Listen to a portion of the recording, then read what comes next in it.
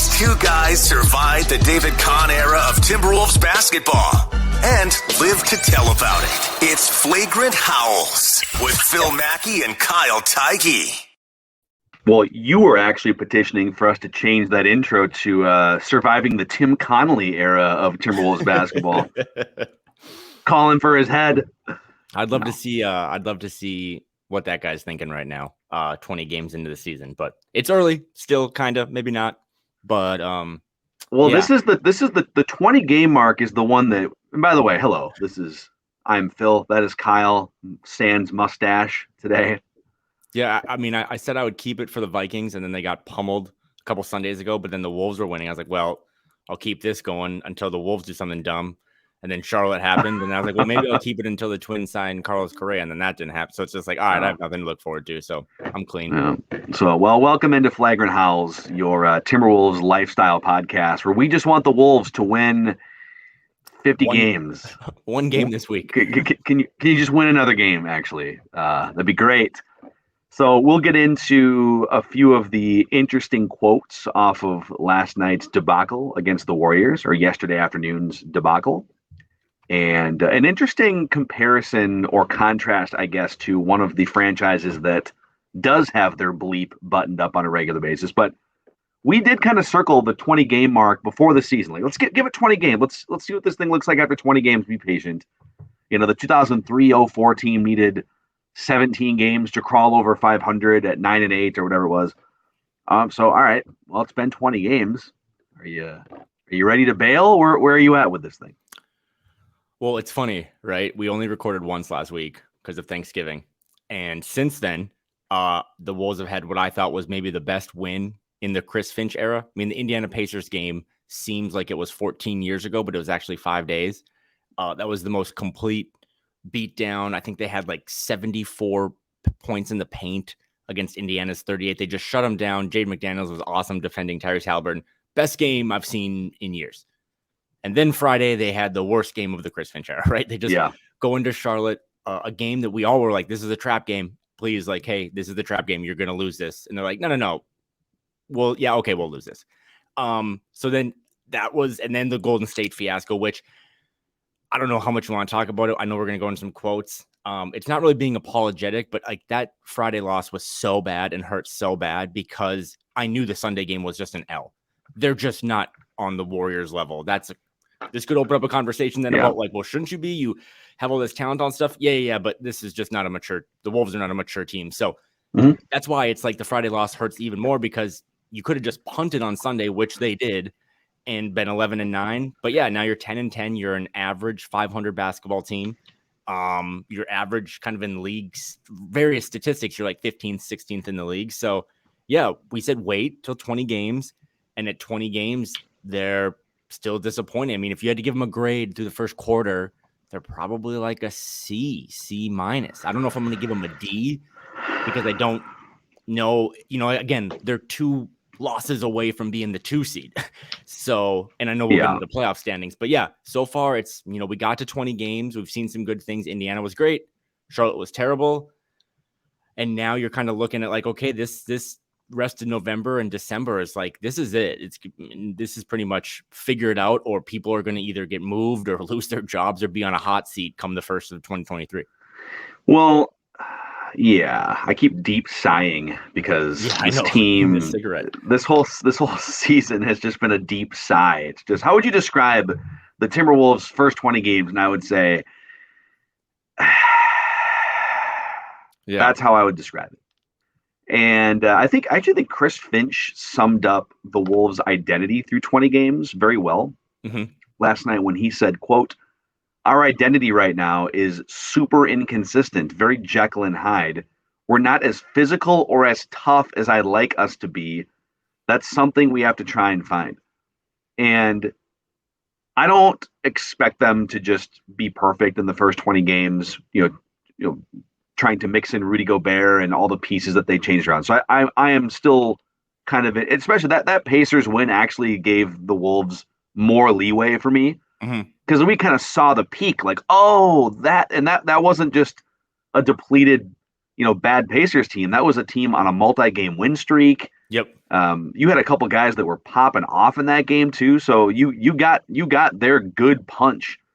And is it like playing the Warriors or the Suns or something in the arena? No, but that win over the Pacers showed you, oh, this is what this team can look like. Okay, that's what that starting lineup can look like.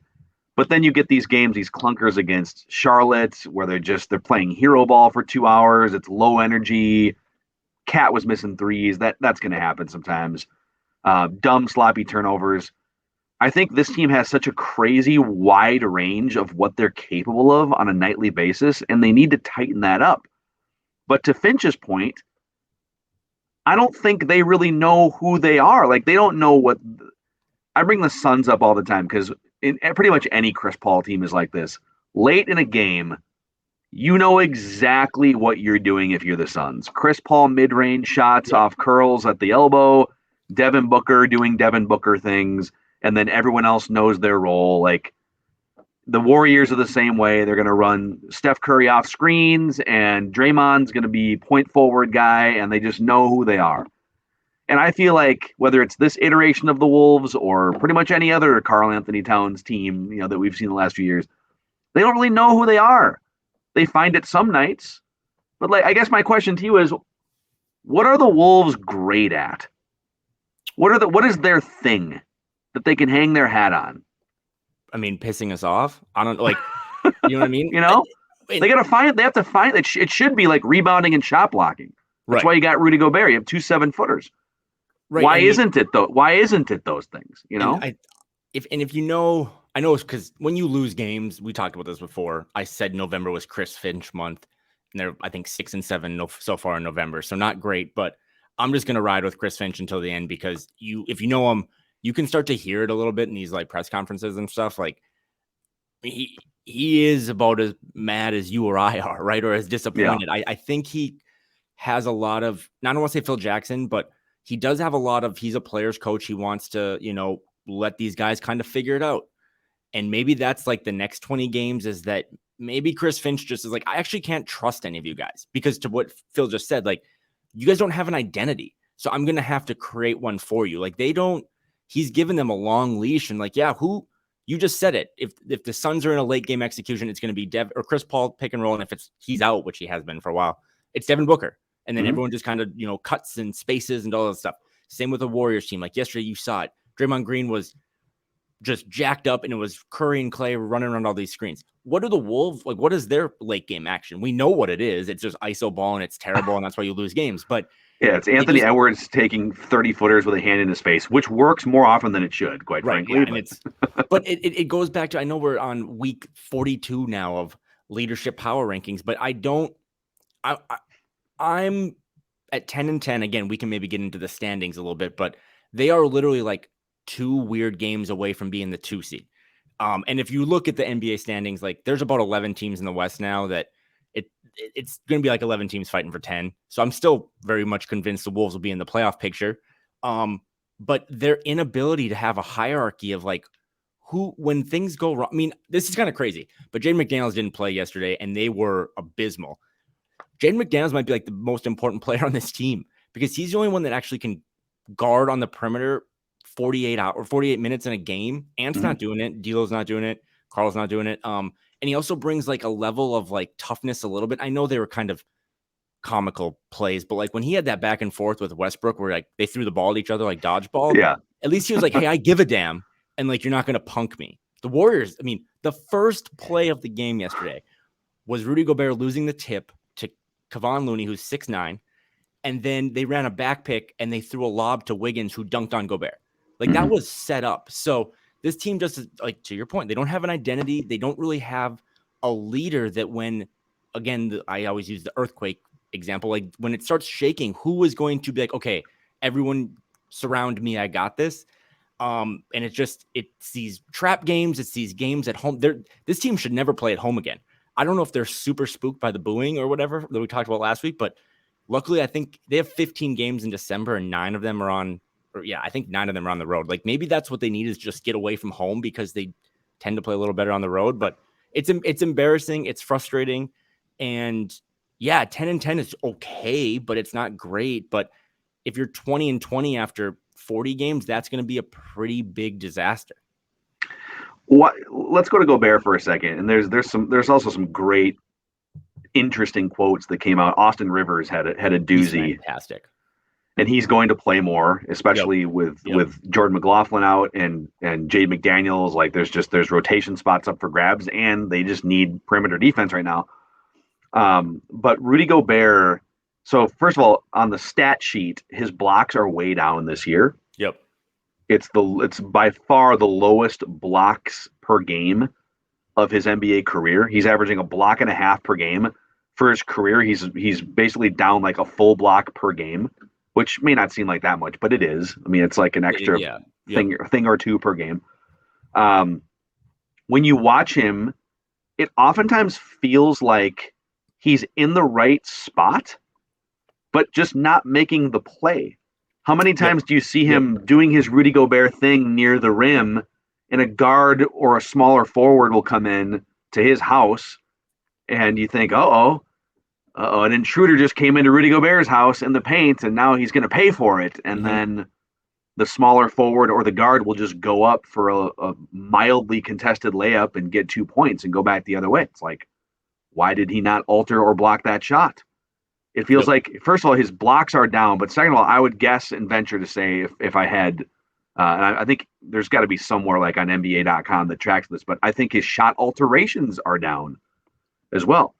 I don't think he's been a disaster, but it just feels like, I don't know, he kind of feels like a zombie out there sometimes when I'm watching him. I don't feel like we're getting the full Rudy Gobert experience that we paid for here. Yeah, and our friend, the great John Krasinski, had a really good article after the game and had a lot of stats, and it referenced some of those things, his blocks being down, in terms of like not so much rim deterioration, but just I think still when Rudy's on the court, opponents have like an offensive rating that's like 26th in the league, and when he's off the court, their opponents have like a 5th best offensive rating. So he's still like his impact is still okay. That's good. It's still, yeah, but I'm with you. I just like, again, let's go back into Fanalytics and just the eye test. When you're right, he's in the right place still. And I've been kind of saying this since like I was in Vegas watching them in preseason.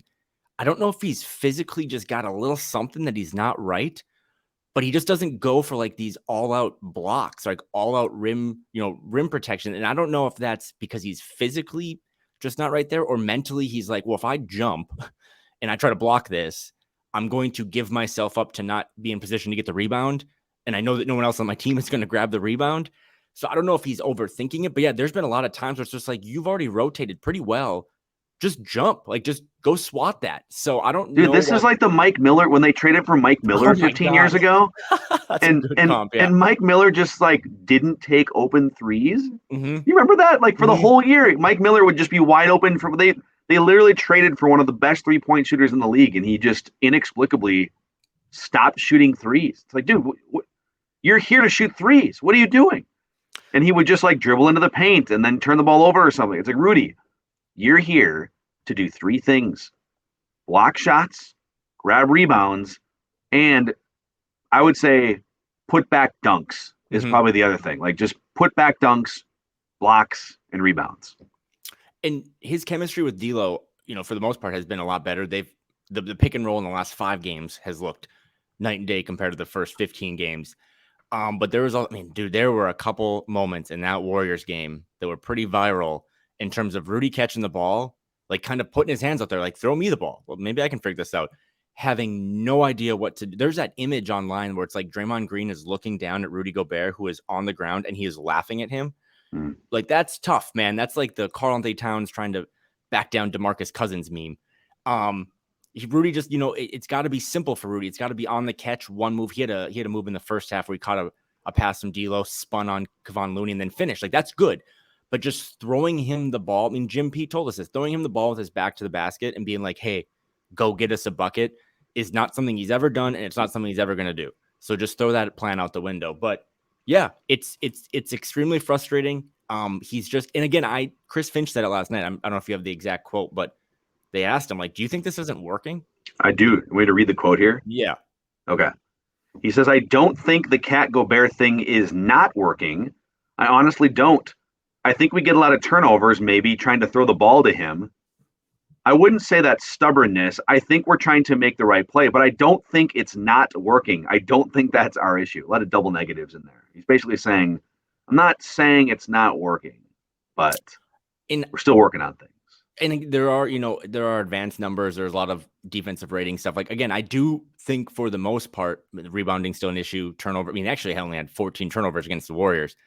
And their highest turnover game was, ironically, what I said was the Pacers' masterpiece. So that's a little noise in the statistics. But yeah, I still think for the most part, Carl and Rudy are working.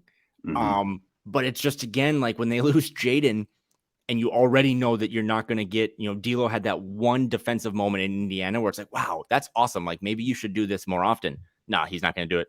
Ant just kind of lulls into these games. He's as much of a defensively now. You have to complain about him as much until he figures it out as D'Lo, because that's your whole backcourt and they're not giving you any pressure against, and Steph and Clay are a tough one to kind of compare it to, but they also put Terry Rozier they gave that guy all-star votes by how he played on Friday. So yeah, I'm with Chris Finch to your point about, and that quote, like, I don't think it's not working.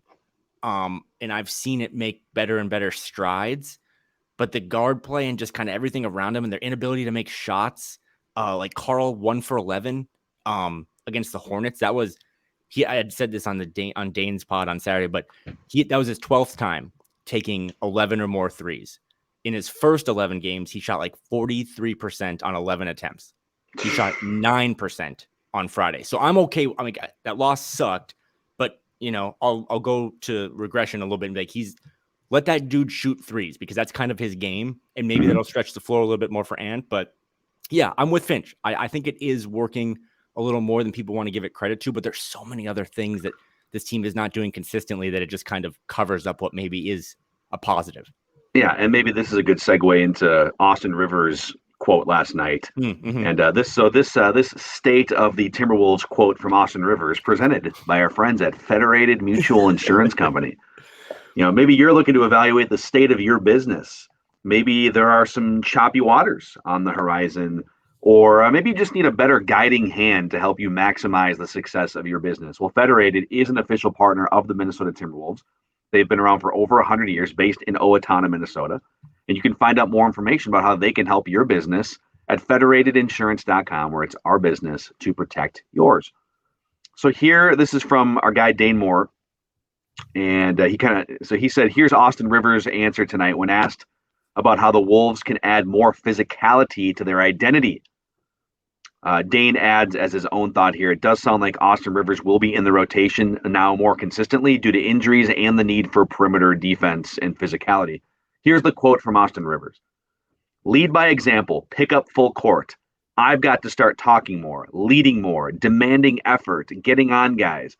I'm going to start getting on guys if I see someone not guarding hard or if I see an F up. I'm going to hold guys accountable and ask them to hold me accountable. It breeds guys to be on their toes. When you know that when you bleep up on a veteran team, on that team, Draymond is going to be on you. Marcus Smart is going to be on you. Any good team for that matter, you've got guys on that defense who are holding everyone accountable. And that's what I have to do with these guys, especially these young guys. Tell them to lock it in. We've got guys that get down after missed shots. They'll come back on defense. You just don't have the time to do that in this league. They'll compound their mistakes with more mistakes, et cetera, et cetera, et cetera. It snowballs. So my first thought here is, well, two thoughts. One, great. That's part of the reason why they brought Austin Rivers in. Veteran leader. He's a solid, not spectacular player, but he knows how to play basketball, right? Winning basketball. So I like that he is taking this torch. But the second thought I had was, and this is the overriding thought, Kyle, is why does he have to come in here as just like a peripheral free agent signing when you've got three dudes on basically max contracts, Karl Anthony Towns and D'Angelo Russell being the ones that have led this team, quote unquote, for 4 years, and Rudy Gobert coming over as an outsider, but a veteran who's 30 years old. Why does Austin Rivers have to be this guy? I'd like him to lead and do all the things, but to me, this is indirectly. He's not taking shots necessarily directly at Towns and D'Lo, and Ant's 21 years old. Hard to expect him to lead this team, but why is Cat not this guy? Why is D'Lo not this guy? That was like the thing that stood out to me. Oh, Austin Rivers has to be this guy? Really? This is kind of a Vikings analogy, but I had the Warriors game pegged as a loss forever. So I'm not going to put too much into it, even though they got spanked again. They're like, I think this is from Jack Borman on Twitter. They're like 1-8 when losing the first quarter and 9-2 when winning the first quarter. That's a pretty impressive stat. Basically, if you don't like the Wolves, just watch the first 12 minutes and you'll know if they're going to win or lose. Yeah. So I don't care about that game too much. It's kind of like the Cowboys loss or by the Vikings. Like, I'm just going to throw that one out. I'm not going to watch the tape. I'll move on.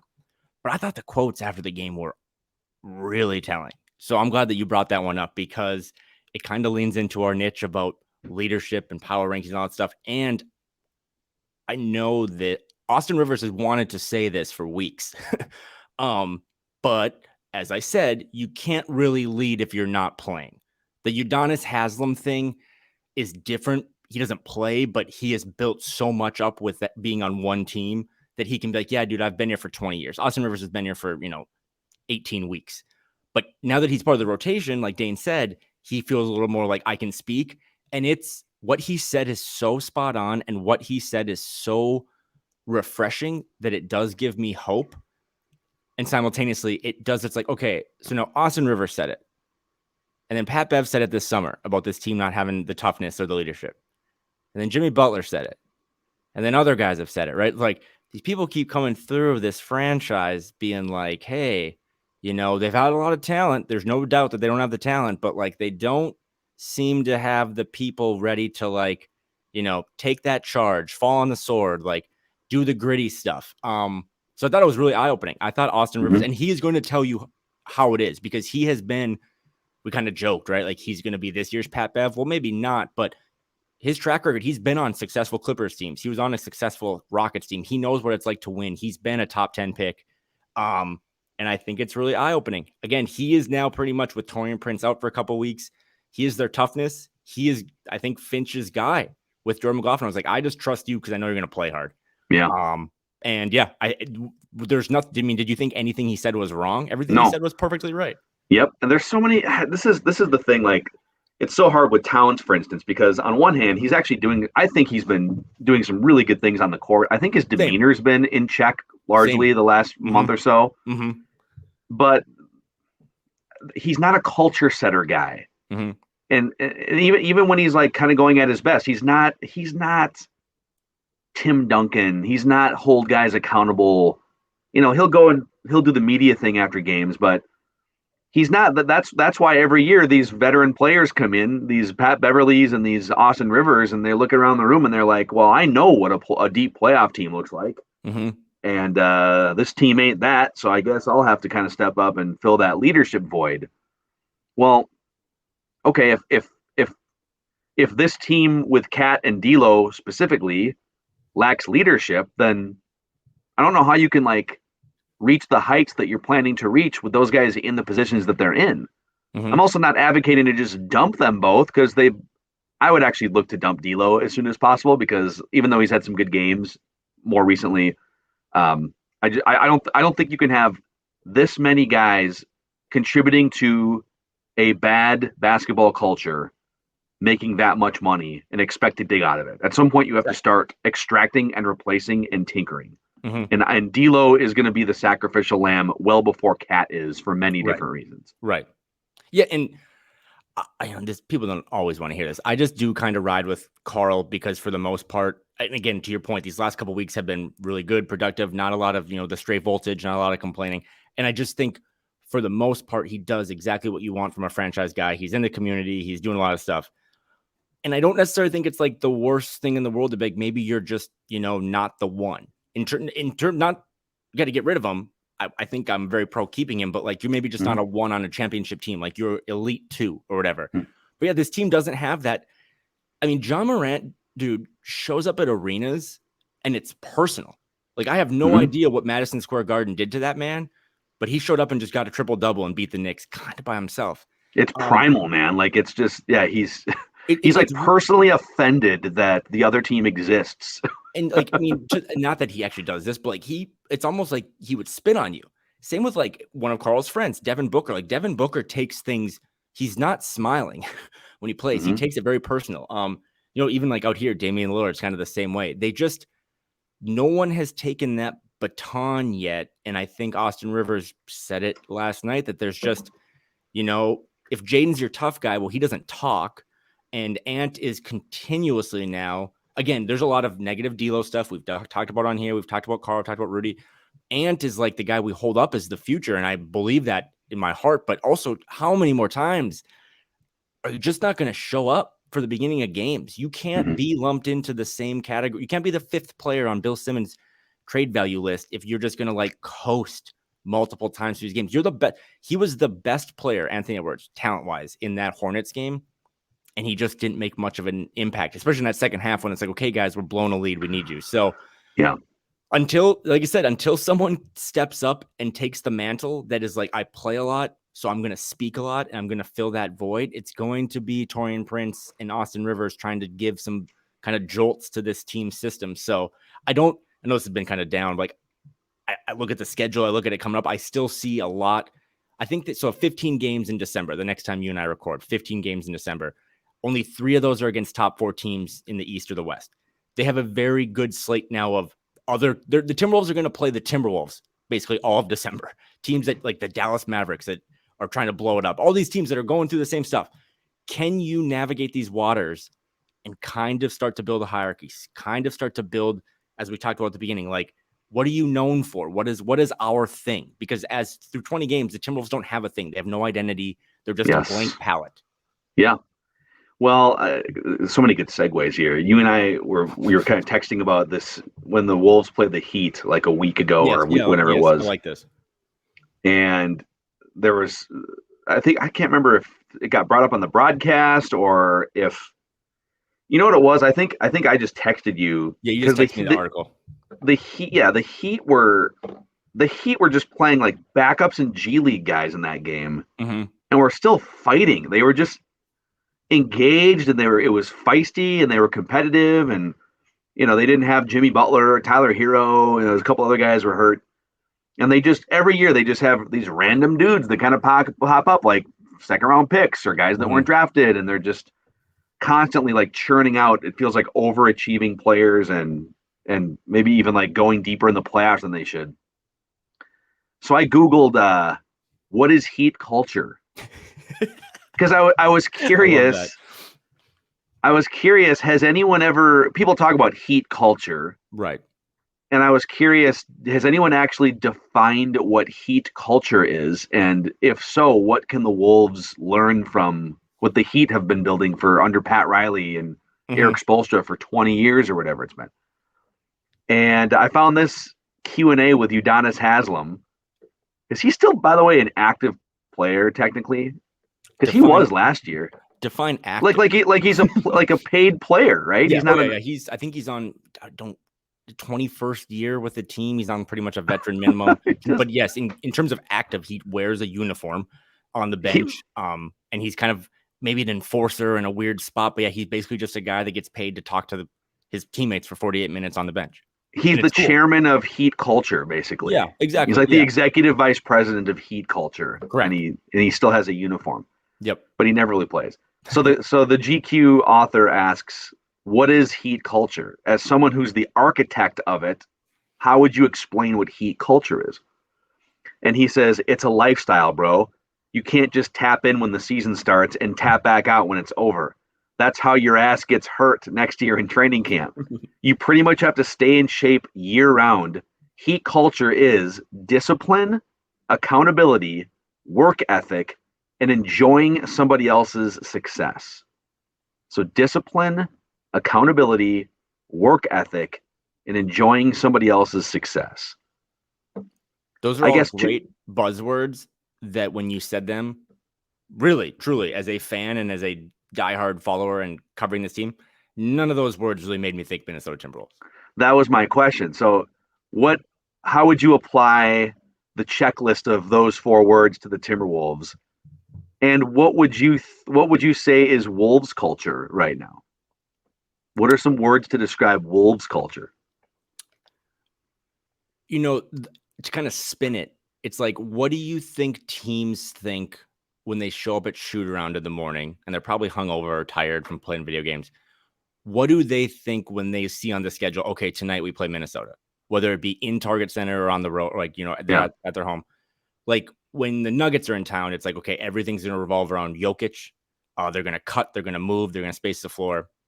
The Heat culture thing, like Miami is not very good this year, but like they're going to play hard. They're going to bust their butts for 48 minutes. Yeah, it's going to be 48 minutes of just grind. It might be, you might get flagrant fouled, like you might be in a fight in the third quarter.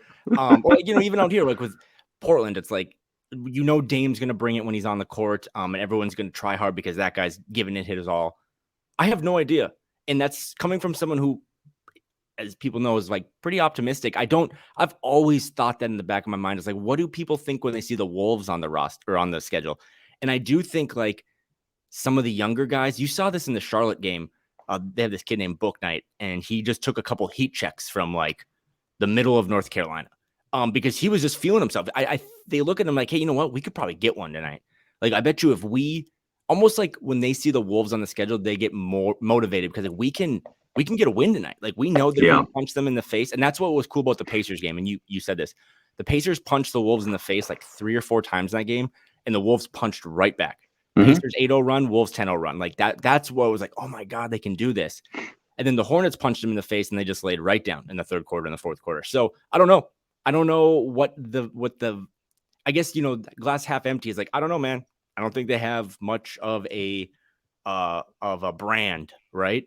But on the plus side, someone could just take it. Like someone could be there's 30 NBA teams. You could be the leader of an NBA team, right? Like any GM job, you'll take any GM job in any professional sport because there's only like 1 out of 30 of those. Someone could lead the Wolves and be like, I'm the face of this. Hell, D'Angelo Russell could be the face of the Minnesota Timberwolves if he really exerted the effort to do so. So I don't know, but I know it's there to be taken. And these next, 10, 20 games in December are going to be, the mantle's there. And if someone wants to take it, that's how this team is going to be, 22 and I don't know what they're going to be above 500 come the first of the year. And if someone they want to keep passing around to each other, which is so weird because this team doesn't pass to each other when it matters, then it's just going to be more of the same stuff. What's your reaction? Like, what's your thought when you think of Timberwolves culture? I wrote 4 words down of what I think. Part of it's what I think of them right now. If you would have asked me after the Pacers game, my opinion is fluctuating a little bit on the roller coaster here because we're trying to figure out what this thing is. But if you were to ask me based on my own thought and what I think other teams in the league would say, I landed on these 4 words or phrases: lethargic, whiny, soft, and low basketball IQ. I think a lot of nights they're making dumb mistakes, just dumb. Like I saw our guy, Jalen Noel, I think it was against the Hornets the other night when they're trying to come back. They've got some momentum. They're trying to come back. Okay, like they've cut it to whatever in the fourth quarter, and here he comes barreling down and throws a behind-the-back pass in traffic in the lane to nobody, and it goes sailing out of bounds. You know, it's like, dude, there's no need for that at all whatsoever. Or you'll see these times where, I saw Gobert in that game, tallest guy on the floor by a child, the height of a child. That's a good one. And he tried to tap a rebound back out toward the perimeter instead of just grabbing the rebound. Like stuff like that. It's like low basketball IQ stuff. I think other veterans have called this team soft on the record, so that's already out there.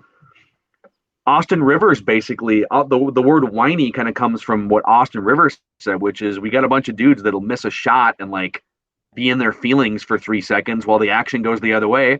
So whether it's kind of pouting at their own misfortune or referee making a bad call, there's just a lot of harumph on this team that should not exist. And you and I are both poker players going back, and I you have to have kind of a poker player mindset in professional sports, especially basketball, where you're gonna miss like 60% of your shots. You're gonna have X amount of bad calls from referees that are human trying to make subjective calls on contact, and so you can either harumph 15 times a game times X amount of players, or you can just deal with the variance that exists in basketball and just be a constant source of energy and relentlessness. The Heat are that. Yes. The Warriors, when they want to be, when February comes around, the Warriors are that. And then lethargic, because it just looks sometimes like, whether it's because they're actually slow or they just aren't feeling it on a possession by possession basis, they just look lethargic. So I guess those are the 4 words. So back to the idea of culture, because I know that people are listening to this thinking of one man, and that man is Patrick Beverley. I don't, he did help set the culture. He does deserve to have his number in this franchise retired in the rafters, because who else are you going to put up there? But it's still, at the end of the day, like, that was really only so much. I don't want to call it smoke and mirrors because it was real, but I mean, look at Pat Bev's. Pat Bev's having a terrible season with the Lakers. He's not even playing, and they're kind of winning games. But it does, at the end of the day, to be like culture, like within, from the marketing department to the practice facility to the caterers, like, it's got to be by the top people. It's got to be led by that. Like, I can show up to my job and be passionate and energetic and professional, but I'm only a little cog. Patrick Beverley did the best he could to be a little cog, but it still, at the end of the day, comes down to these guys just bringing it, man. All those words are perfect. All those words are just, like, I don't know, you just paint them on the wall of the practice facility. Like, this is what we are. This is what teams think of us. And like you said, Wolves culture, haram. Yeah, we should send those to Mark Lori and be like, what do you think about this for the 23 marketing campaign? Lethargic, lazy. And again, other teams have called them soft. I mean, this team has called themselves soft at times. So that's a lot of negativity. It's therapeutic, but yeah. And if you listen to these episodes one after the other, like, yeah, it's this, we sound like a roller coaster, right? If they win that Hornets game, I would have been pretty bullish today still, because that would have been 6 good games in a row. I mean, they've only had one other 6-game winning streak, I think, since 2004. Like, in 18, 19 years, they've had 2 6-game winning streaks, or they didn't, one, I guess. But yeah, I would have been optimistic had they beaten the Hornets, because, like, okay, then we're going to drop a game to a team that's just better than us, but now we'll pivot again. But to lose that game and then come out at home again and just stink it up, it's tough. It's tough. And I know, they're still, we haven't really mentioned this, but like Taurean Prince, Jordan McLaughlin, now Jane McDaniels, like, they're kind of banged up secretly. I know they have all their big names and stuff still active, but I saw they recalled, this is my guy, so I had to drop this in. They brought up Josh Minott today. Let's go. Let's go. I don't know what's going to happen against the Wizards tonight when they play, but I hope they throw him into the mix, because all those words you just said to describe the culture are not what Josh Minott does. Josh Minott has no idea what he's doing on the court, but he tries really hard and he plays really aggressively, and he's going to die for loose balls. And that might just be what you need. I mean, you do see that with these NBA teams sometimes. They just run into this rut and they bring up, I always think of the Pelicans with that Alvarado guy, right? Who the hell is this guy? He's hiding behind like the stanchion to go get steals. Maybe that's what they need from one of these young guys. Just, again, no one wants to lead this team. No one does. They've showed us that now. So let one of these younger guys just come in and throw his name into the ring. Yeah, so let Luka Garza lead finally, okay? Please. He's been so good. Let him lead. This might become an Iowa Wolves pod by like middle of January. He's every night he's putting up these Jokic-like numbers, just all the assists. Isn't he averaging like a handful of assists too? Just like ridiculous. 35, 28, 6 blocks. I'm like, wow, that was a good November. It's like, no, that was against the Mad Ants. It's like, oh my God. Well, it is time for our weekly look at the playoff picture here on Flagrant Howls. It's never too early to start looking at the playoff standings and where the Wolves sit. And the good news is they're still in the picture. They're clinging for life, but they are the 10 seed right now in the Western Conference. A couple of games ago, they were just a game and a half back of the 1 seed. The Suns have since created some distance there. So the Suns are 13-6. They're the number 1 seed. The Nuggets are 12-7. And then you've got the Grizzlies, the Pelicans, the Clippers, and the Kings in the top 6, avoiding the play-in. In your 4 play-in teams from 7 through 10 are the Blazers, the faltering Jazz, losers of 4 straight. Course correcting there. The Warriors and the Timberwolves, who are a half game up on the reeling Dallas Mavericks. So right now, I believe the Warriors and the Wolves would play each other in a play-in game. Oh God! If the season ended today, your favorite phrase. All jokes aside, to try to inject a little optimism, The last time you and I recorded this and did this bit, the Utah Jazz, who traded away Rudy Gobert, were first in the Western Conference.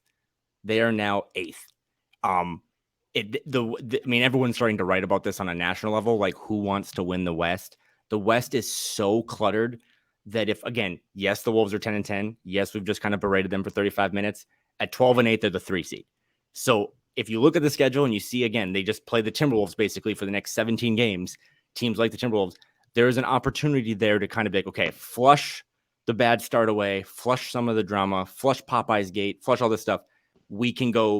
It's not all lost. This isn't all bad, but can they do it?